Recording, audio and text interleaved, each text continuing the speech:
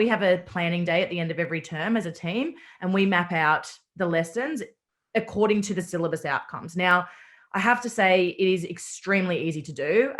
It basically aligns, I mean, I don't know about the Victorian curriculum, but in New South Wales, the curriculum is aligned to it so easily. So it's really just a matter of going, okay, well, what syllabus outcome are we wanting to meet? And then looking at the little cogs, I'm going to call them cogs because that's what they are on the program, and saying, okay, well, that fits in. So if it's around, interacting appropriately with others, if that's the outcome or whatnot, it might be that it's self-management, self-regulation, positive interactions or respectful conversations and things like that. Quite easy to map out. We then, so I actually did this with a colleague for our last planning day. We first spoke about, well, what are the needs of, for example, a year 1 and 2 cohort? What are we dealing with? And at that point, we were dealing with a lot of issues returning from COVID, looking at playground issues, self-management, kids not being able to regulate their emotions on the playground, getting a little bit too physical with each other.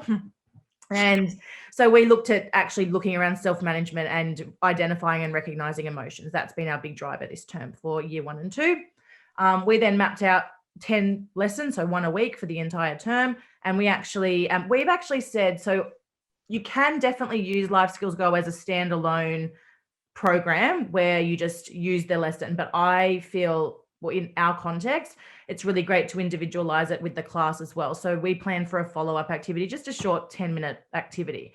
Now, while I said before about letting the teachers dabble with it, this time we have said they can plan for their own follow-up activity. So they do the same lesson, but then the follow-up activity is what is relevant to their class and their class interests and needs. So that's where we left it. We just planned out the 10 lessons. We aligned it to a syllabus outcome. We made a tracking document, essentially just in Google Docs, really easy. And then they had to add in their